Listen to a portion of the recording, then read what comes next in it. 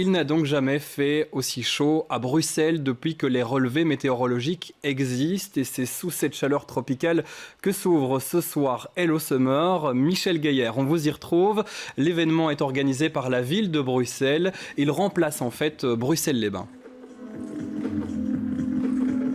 Oui, on ne dit plus effectivement Bruxelles-les-Bains, on dit Hello Summer, salut l'été, l'été qu'on va fêter d'abord dans 4 endroits différents de Bruxelles tout au long du mois de juillet et du mois d'août. Chaque fois, du jeudi au dimanche. Aujourd'hui, eh bien, les échoppes se sont installées pour 4 jours au pied de la cité administrative. La semaine prochaine, eh bien, ce sera dans le quartier européen, au Square en Biorix. Et puis la semaine d'après, nous serons en plein milieu du mois d'août à Neder-Overumbeek, à la place Peter-Benoît. Et puis on terminera l'été, le week-end du 25 août au Square Léopold. Ça, c'est à Laken. Le concept, lui, il reste le même. On le rappelle, c'est de profiter d'été avec des DJ, avec des échoppes qui permettent de s'abreuver, de manger, des petits jeux pour les enfants, pour les plus grands. Mais il y a tout de même un vrai effort qui doit être fourni, surtout quand il fait très chaud, comme c'est le cas cette semaine-ci à Bruxelles, par les commerçants. Comment faire pour fournir et proposer et vendre des produits de qualité, respectueux des normes justement d'hygiène? Eh bien, c'est l'objet d'un reportage qui a été tourné ici à Hello Summer. C'était dans l'après-midi, regardez.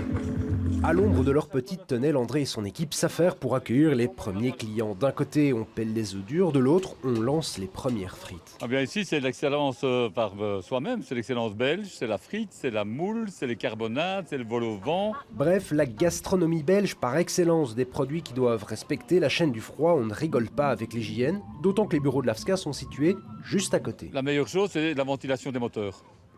Que la caisse en elle-même soit exposée au soleil, c'est pas un trop gros problème, mais si les moteurs sont bien ventilés, vous pouvez voir tout le bas de mon chalet, on a enlevé 3 planches pour qu'il y ait une circulation d'air chaud. À quelques mètres, Guy ne s'attend pas à voir débarquer les gourmands dans les prochaines minutes. Les churros, c'est quand le soleil va se coucher, on va peut-être commencer à en vendre. Mais la chaleur, c'est l'ennemi numéro 1.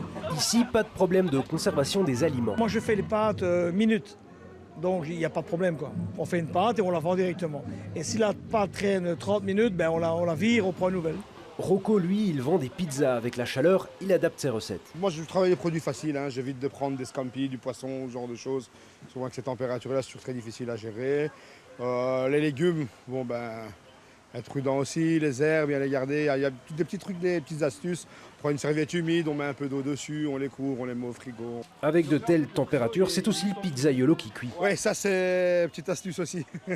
C'est un moment où, avec le four, on cuit à 300-350 degrés, plus la température. On a besoin d'un essuie de temps en temps.